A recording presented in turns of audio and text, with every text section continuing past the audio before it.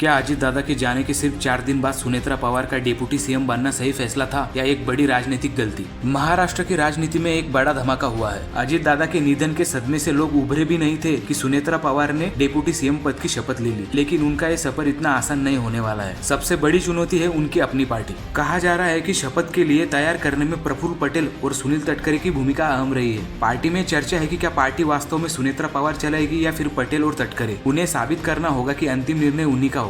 छगन भुजबल और धनंजय मुंडे जैसे दिग्गज नेताओं की महत्वाकांक्षाओं को संभालना और पार्टी में नियंत्रण बनाए रखना उनके लिए बड़ी चुनौती है। उन्हें देवेंद्र फडणवीस और एकनाथ शिंदे जैसे अनुभवी राजनेताओं के साथ काम करना है। अजित पवार की अनुपस्थिति में बीजेपी के साथ मोलभाव करते समय राष्ट्रवादी कांग्रेस पार्टी का महत्व बनाए रखना है और सत्ता में समान हिस्सेदारी सुनिश्चित करना है उनकी जिम्मेदारी होगी। फाइनेंस मिनिस्ट्री पहले अजित दादा पवार के पास थी, उसको अपने पास बनाए रखने के लिए उन्हें काफी कसरत करनी पड़ सकती है, क्योंकि चर्चा है कि फडणवीस इसे अपने पास रख सकते हैं। अजित पवार के निधन के बाद मिली सहानुभूति को बनाए रखना एक बड़ी चुनौती है। जल्दबाजी में शपथ लेने के फैसले से जनता में इतनी जल्दी क्यों जैसे सवाल उठने लगे हैं। शरद पवार ने प्रेस कॉन्फ्रेंस कर कहा कि उन्हें इस बारे में अंधेरे में रखा गया, जिससे सहानुभूति शरद पवार की ओर झुक गई है। पवार परिवार में फिर से कड़वाहट पैदा हो गई है। सुप्रिया सुले और शरद पवार ने शपथ ग्रहण में आने से इनकार कर दिया था। सुनेत्रा पवार को ये बार बार दिखाना होगा कि उनकी पार्टी बीजेपी की कठपुतली नहीं है और उसका अपना स्वतंत्र अस्तित्व है। सुनेत्रा पवार को एक तरफ पार्टी के वरिष्ठ नेताओं को संभालना है तो दूसरी तरफ फडणवीस और शिंदे के साथ तालमेल बिठाना है और साथ ही शरद पवार के विरोध का भी सामना करना है। क्या सुनेत्रा पवार इन चुनौतियों का सामना कर पाएगी? कमेंट करके बताओ और ऐसे अपडेट्स के लिए फॉलो और सब्सक्राइब करें द ग्लोकल वर्स।